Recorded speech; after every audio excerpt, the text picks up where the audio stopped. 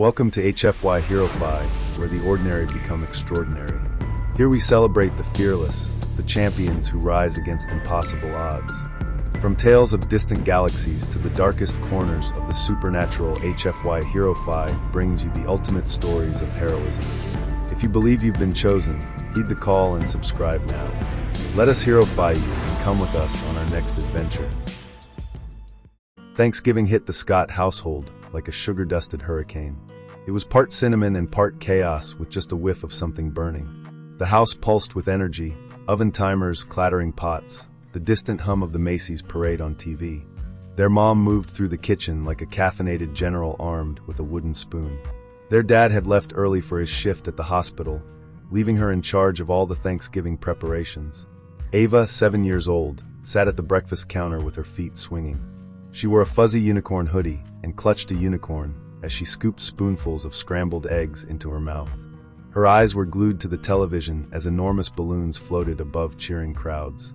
"Mom, look, she squealed. "They have a unicorn. Can we go to the parade this year? Please." Across from her, Alex, 16, leaned against the fridge, spooning cereal into his mouth like he hadn't eaten in days. His hoodie read "Buzz off," and his mood matched perfectly. Mom glanced over her shoulder. "Sweetheart, your dad's at work, and I'm up to my elbows in yams. We're not going anywhere." Ava's shoulders slumped. "But you promised last year." Before Mom could respond, Alex groaned. "Come on, Ava. It's just a bunch of balloons and people freezing outside. You can watch it in HD right here." Ava pouted. "It's not the same. Mom and Dad always promise we're going to go, but we never do." She sat on the couch and hung her head low. Beside her, the unicorn also seemed to hang its head. "Why don't you just watch My Little Pony for the 10th time or whatever?" Alex asked. "Isn't that what you usually do?" Mom turned to Alex, pointing the wooden spoon as if it were Excalibur. "Listen, you're not doing anything. You take her." Alex blinked. "Wait, what? What do you think we got you a car for?" "Take her to the parade and spend time with her so I can prep dinner and clean the house," Mom ordered. Then, she turned around and kept mashing the yams. "Mom, I already have plans. I was going to meet up with my friends. You can still see them. Just have your friends meet you at the parade." She waved him off. "Now go. And be careful. Make sure to watch her so she doesn't get lost." Ava clasped her hands dramatically. "Please, Alex. Please. I'll share all my chocolate and clean your room." Alex groaned so deeply it sounded like it came from another dimension. "This sucks," he mumbled to himself. Mom smiled triumphantly. "That's my boy. Have fun, but make sure to be careful." The door slammed shut, rattling the picture frames on the wall. A sharp beep cut through the silence as the TV screen flashed red with an emergency alert. "Breaking news," the anchor's tense voice crackled. "Authorities urge all New York City residents to remain indoors. A dangerous suspect is on the run in Midtown. NYPD is trying to clear out parade goers." The reporter's warning cut to the NYPD's chief of police. In the kitchen, their mom was too deep into her phone call, pacing the kitchen as the warning echoed in the living room unnoticed. Crowds packed the sidewalks to watch the parade inch by. Ava held her worn unicorn plush as she tried to keep up with her brother. "Slow down, Alex," she called. "Jackson and Leah are already waiting for us," he said, glancing over his shoulder. "Keep up, all right? Mom will kill me if I lose you in this mess." Then, a man stumbled out of the crowd, nearly colliding with them. His black trench coat was torn, and his eyes darted back and forth like a hunted animal's. But beneath the grime and blood, there was something strange. His pupils gleamed faintly red, and the air seemed to hum around him. "Sorry, mister," Ava said, stepping aside. "Pay attention where you're going," Alex snapped at the man. The man's head jerked toward Ava. His tense expression melted into a thin, deliberate smile. "No need to apologize, little one," he said, his voice deep and calm now. "Here, you dropped this." He held out a brand new, leather unicorn backpack.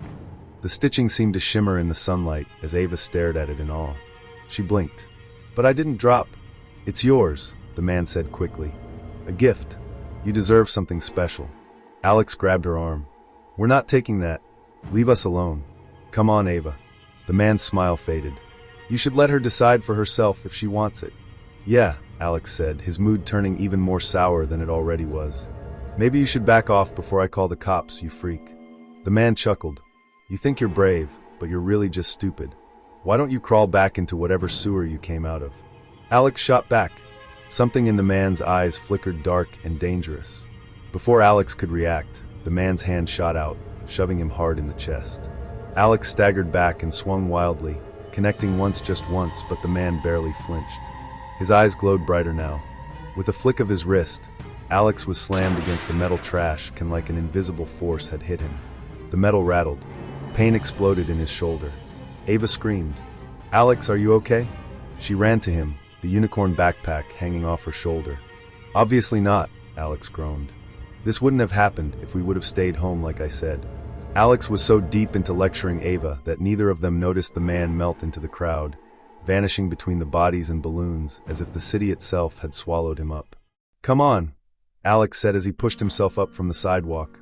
"Let's find Jackson and Leah before that creep comes back." As they disappeared into the swarm of parade goers, a faint hum seemed to float from the unicorn backpack Ava was now wearing. After a while, they found a decent viewing spot near 42nd Street. It was decent if you considered standing shoulder to shoulder with strangers as a good spot. The parade blared around them with brass bands, cartoon floats, glitter, and loud, excited yelling that did not improve Alex's mood. Ava was enthralled. Her mittened hands clapped every time a balloon rounded the corner. "Look, it's a unicorn." "Alex, look." "Hey man," a voice called. His friends, Jackson and Leah, appeared through the crowd, both holding coffee cups. Finally, Jackson grinned. "You made it." Alex's irritation melted a little. "Barely. My mom drafted me into babysitting duty." "So sweet," Leah teased. "Family bonding time."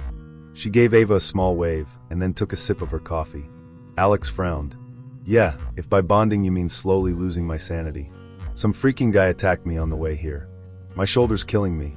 As he and his friends continued talking, a girl joined them. She was a brunette in a red scarf who smiled shyly at Alex. "Hey," she said. Alex's brain short-circuited. Rose." "Hey." Jackson elbowed him. "Smooth." Ava tugged his sleeve. "Who's that?" "Just a friend," Alex mumbled, cheeks pink. He gently pushed her away, not really paying attention to her. Ava grinned knowingly. "She's pretty." "Shush," he hissed. As the parade rolled on, Alex drifted closer to Rose, laughing, talking, and occasionally glancing at his reflection in store windows to fix his hair. Ava, meanwhile, felt invisible. She hugged her unicorn and stared at the balloons, her excitement dimming. The cold November air bit at her cheeks. Sweat gathered along her hairline as they walked. "I feel dizzy," she said, her voice barely above a whisper. She stopped paying attention to their conversation. Each step felt heavier the further they walked together through the crowd. Ava felt the blood rush from her face, and her body grew cold. Then, she heard Alex say her name. "Ava's my sister," Alex said, his voice muffled but clear enough over the noise of the crowd. "I had plans with you guys, but Mom guilt-tripped me into bringing her. Said I had to spend time with Ava. I spend time with her plenty. Sometimes I wish I was alone." Jackson laughed. "I mean, I get it. Mom makes me hang out with my little sister all the time, too. I don't mind, though. At least she's cute," Rose said with a smile. "Yeah, cute," Alex said flatly. "And exhausting. All she wanted to see was these stupid balloons. So annoying." Ava's little face fell. She turned away, blinking fast to keep the tears from falling down her face. The parade music grew distant, replaced by a rising ache in her chest. Jackson stopped Alex abruptly. "Hey, check this out. Did you guys see this? There's some criminal on the loose here in Midtown." Ava didn't hear that part of the conversation, as she replayed what her brother had said. "Sometimes I wish I was alone." Ava vanished into the sea of people with Alex none the wiser. She ran until the noise of the parade became distant. The crowd thinned near a gap in the barricades, where a scaffolding cast a long shadow over confetti-slick pavement. Ava slowed, her unicorn hugged tightly in her arms. The tears blurred her vision as she stood in the shadows of the scaffolding all alone. Two men in oversized coats hovered by a merch cart, eyes tracking her. "Hey kid." One called over the blare of a marching band. "You lost?" Ava flinched, fear settling in her stomach like a cold lump of ice. "No, my brother's right there," she said, pointing vaguely toward the tangle of spectators. They edged closer. One of them glanced over his shoulder, then back at her, grinning in a way that made her stomach twist. A drumline thundered past, cymbals crashing, and for the first time that day, Ava was scared. The two men were tall. One had a grungy beard, and the other was bald. Ava backed away as the bald man's fingers lunged for her backpack. She jerked back. "Leave me alone." The other man hissed, "Grab her before she..." Before Ava could scream, a sudden wash of cool blue light swept across the street. It was quick and silent, like a giant camera flash that left no sound. When she looked behind her, the two men were gone. It seemed that the blue light had scared them away. Ava noticed the glow came from a pale woman standing beyond the barricade. Her presence felt oddly refined, almost too still. The glow rippled over the pavement and across the faces in the crowd, searching for something. Searching for the sorcerer and his orb. Beside her were two men, one man obviously human, and the other a tall, olive-skinned man with brown hair. His presence felt almost otherworldly, like the woman's. Their features were striking in a way that made people glance twice without knowing why. The shimmering field continued to drift outward, and then it dissolved in the air. "Everything all right, little one?" a calm voice asked from above her. It was the man who had been standing next to the silver-haired woman. He had smooth, black hair and was dressed in a black suit. His beard had streaks of gray, and an earpiece was barely visible under his hat. His gaze was sharp, constantly searching, but his tone was warm when he spoke. "Hey, kid," he said a little more loudly to get Ava's attention. "You look a little pale. You all right?" Ava turned, blinking tears from her eyes. At first glance, they appeared to be tourists with bundled coats, scarves, and steaming coffee cups. Something was off about them, though. Their posture was too straight, and their faces too symmetrical. "Who are you people?" "I'm Theodore, and these are my two friends," the man said. "You okay?" Ava's eyes landed on Theodore's friends. The woman's eyes shimmered faintly blue, her silver hair tucked behind pointed ears. The other man also had pointed ears, slightly hidden underneath his long, brown hair. He wore dark gloves and leaned on a walking stick carved with faint runes that glowed red whenever he moved. "Yeah, I'm okay, I think," Ava answered as she steadied herself, taking in the strangeness of the people standing in front of her. "Are you Santa Claus?" she blurted out. "And are you his elves?" The elvish man raised an eyebrow, but didn't answer. He turned toward the human man. His voice was deep and resonant. "Theo, the orb's signal just collapsed. It is likely done feeding or close to it." The human's jaw tightened. "You're sure, Ellis?" "Certain," the elf man replied. "Whatever life force it drew upon is either completely drained or will soon be." His gaze drifted to Ava. "They may not survive long. We must find whoever has the orb." "Hey, what are you guys talking about?" Ava swayed slightly. The world tilted for a moment, colors dimming. The elf woman caught her before she fell. "Easy, child," the elf woman said. "Her pulse is weak. The orb's gluttony leaves its host hollow." She turned toward Ava. "Has someone given you something? Do you have something that isn't yours?" Ava didn't answer. Nausea built up in her stomach, and she felt tears well up in her eyes. "He was right," Ava said. "We should have stayed home. This is my fault. That's why he doesn't want me around. Because I'm annoying and ruin things." The elf woman hesitated, clearly unprepared for a child's tears. "Don't cry," the elf woman said, patting Ava's head awkwardly. She turned to Theo and Ellis. "We must locate the orb now. If the spirits inside the core are released..." She shuddered. "I know, Aurelia. If they're released, the fear and chaos from the crowd will feed the spirits even more." As the two elves spoke in quick, hushed tones, Theo knelt beside Ava.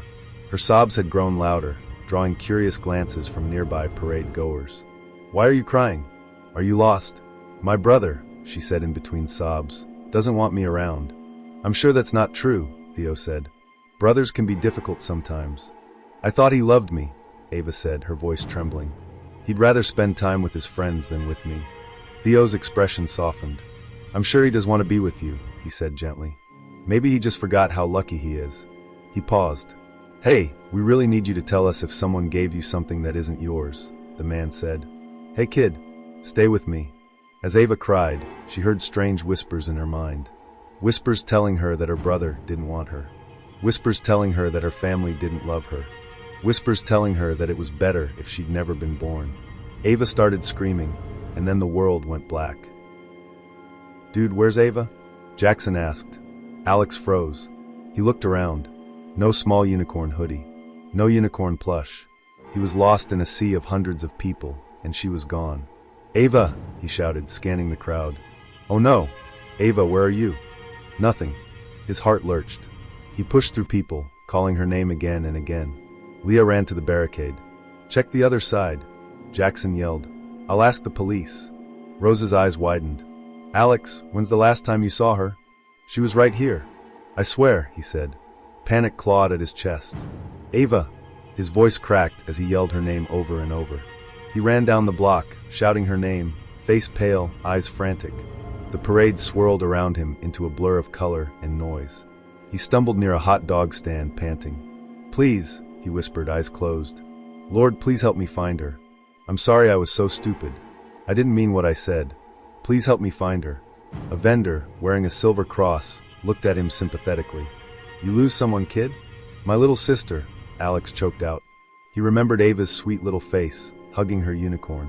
"All she wanted to do was see these balloons, and I was such a jerk," he said to himself. "I'm sure you'll find her," the vendor said. "Maybe you should head down that way toward the coffee house." "Thanks." Alex pressed into the crowd, screaming her name again. "Ava! Ava!" His voice rose above the chatter, above the brass and drums. He shoved past shoulders and flags, scanning every face, not once remembering that he had never told the vendor what his sister looked like. Then came a small, shaking voice. "Alex!" He froze and then gasped in horror. A few yards away on the sidewalk, Ava sat slumped against a metal barricade, her unicorn backpack dangling off one arm. Even from afar, he could tell she was pale, and her hair was a tangled mess. He noticed Theo kneeling beside her, one hand behind her head, holding her up. Behind Theo stood two people who gave Alex pause. Aurelia and Ellis stood stoic and tall with a strange, almost inhuman expression. They watched Ava with sharp, focused attention, as though sensing something no one else could see. "Ava!" He sprinted toward her, heart pounding. She tried to smile, but her lips trembled. "Alex, I don't feel so good." Alex slid to his knees next to her and grabbed her hand. "I'm so sorry. This is all my fault. Where'd you go? What happened?" He hugged Ava tight. She whimpered. "I overheard what you were saying. You didn't want to be with me." Alex's voice cracked. "I didn't mean it. I was being a jerk.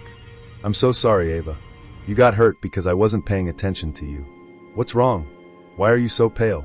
"You must be your brother," Theo said. "Do not worry. Your sister will be well." "Who are you?" Alex asked. Just then, her backpack began to hum. A low, throbbing sound that crawled through the pavement. People nearby looked around, confused. The lights along the street flickered, and the air grew heavy and thick. "Ava," he asked, "who are these people?" She didn't move. Then the orb inside burst through the zipper, like a cannon blast of dark magic and smoke. A shockwave rippled outward, scattering confetti and paper cups. The sphere hovered above the asphalt, its glassy shell cracked open. From within poured a twisting torrent of black mist with shapes moving inside it, clawing, whispering. The smoke coiled upward, spreading like a living storm. Screams erupted. People ran, shoving each other, trampling balloons. The marching band dropped their instruments. Tubas and trumpets clanged onto the street.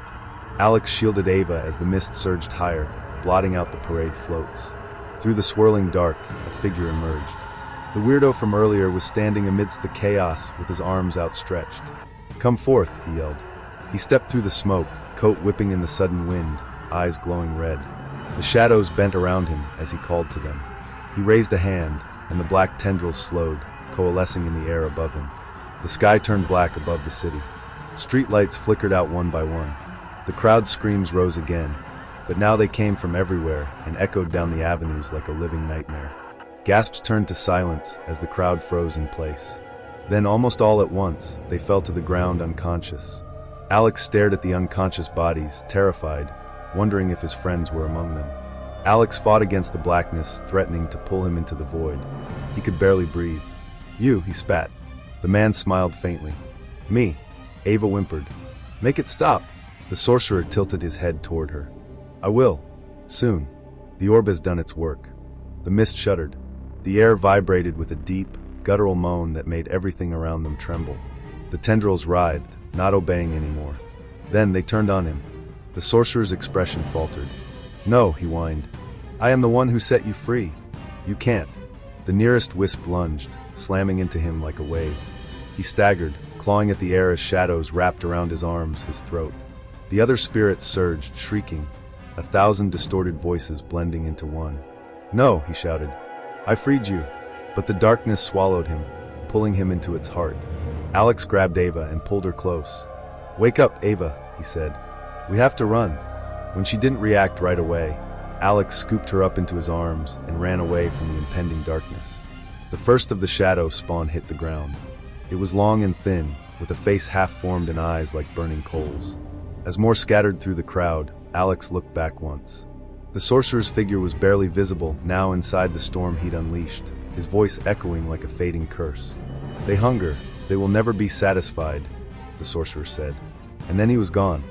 The parade route seemed to collapse inward, as if recoiling from the chaos. Balloons deflated and banners whipped in the cold wind.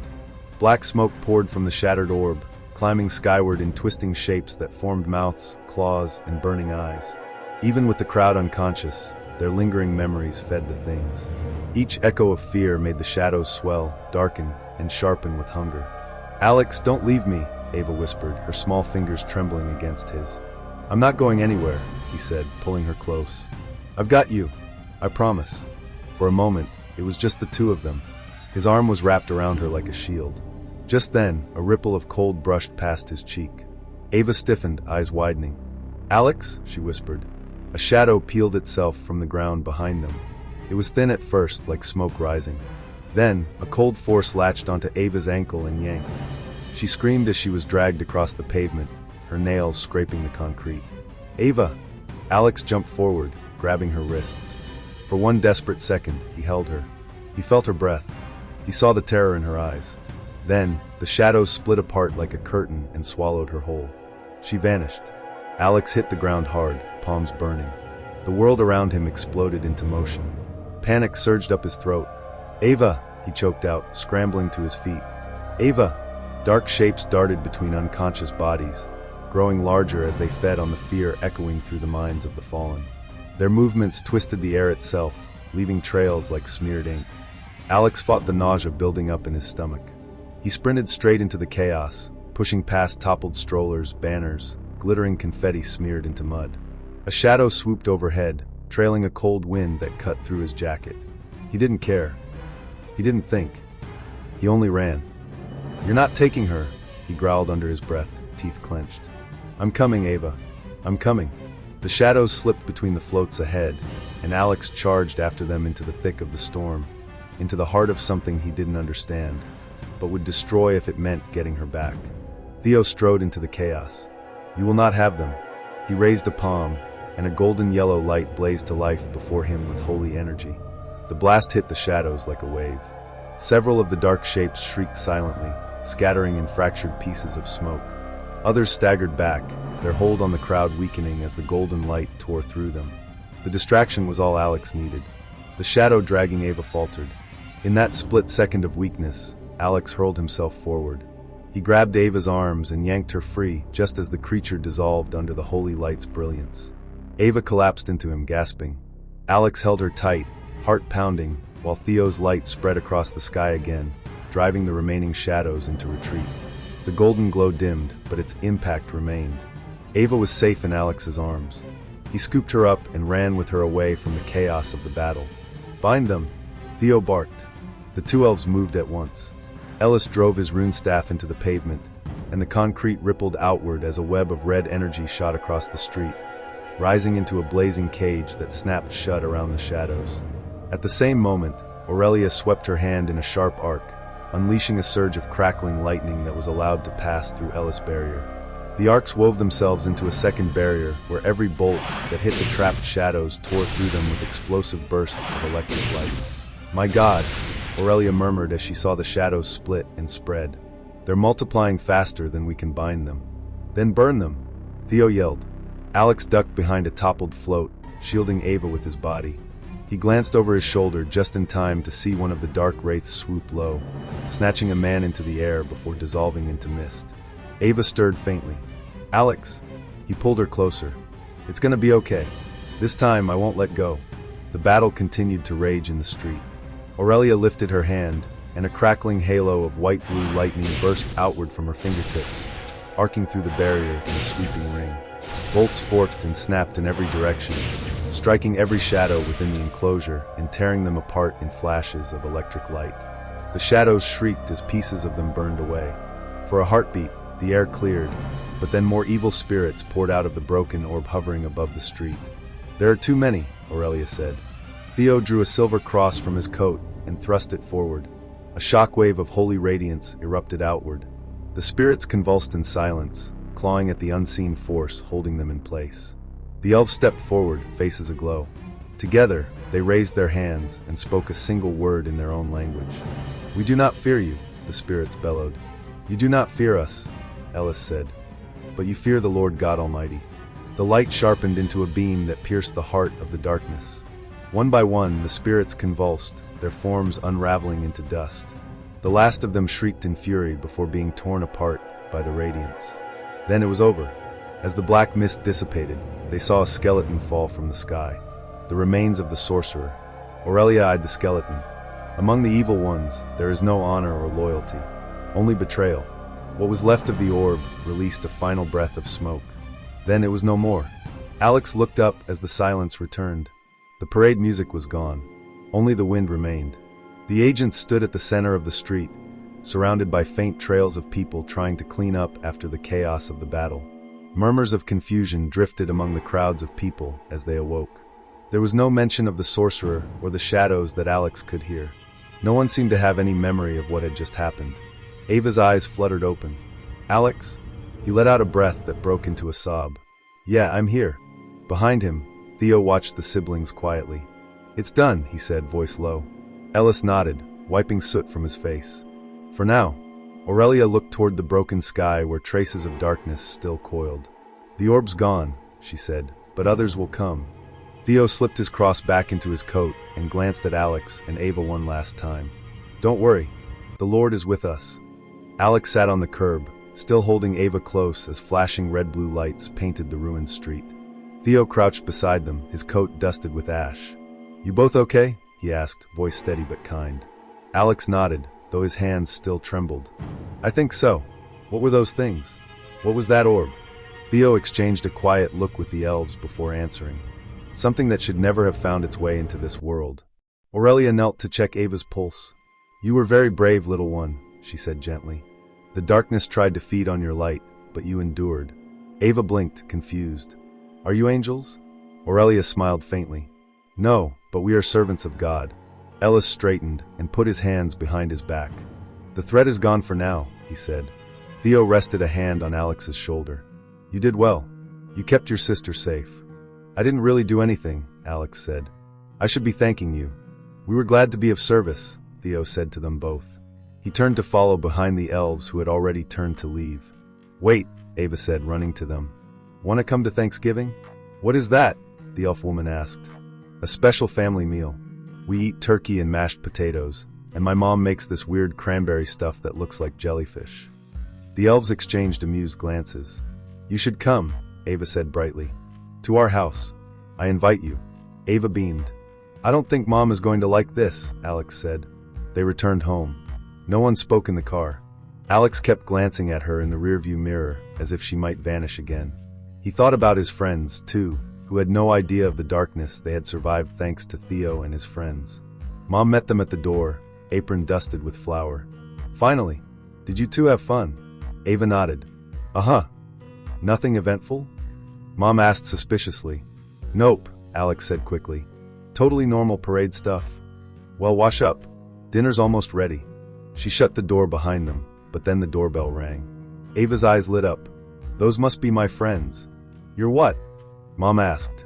Ava dashed to the door and swung it open. Standing there were Aurelia, Ellis, and Theo. They smiled politely, holding a bowl of something that looked suspiciously like glowing mashed potatoes. Alex's jaw dropped. "They actually came," he said to himself. Mom appeared behind him. "Who's at the door?" Ava grinned. "Look, Mommy. I invited my friends for Thanksgiving." Mom froze mid-step. Her eyes widened. Her face went pale. Theo smiled warmly. "It's been a long time, Susan. It's good to see you again." Mom's wooden spoon clattered to the floor. Alex blinked. "Wait, what?" Mom forced a shaky smile. "Well, I guess we're setting extra plates this year." Ava squealed, running to set the table.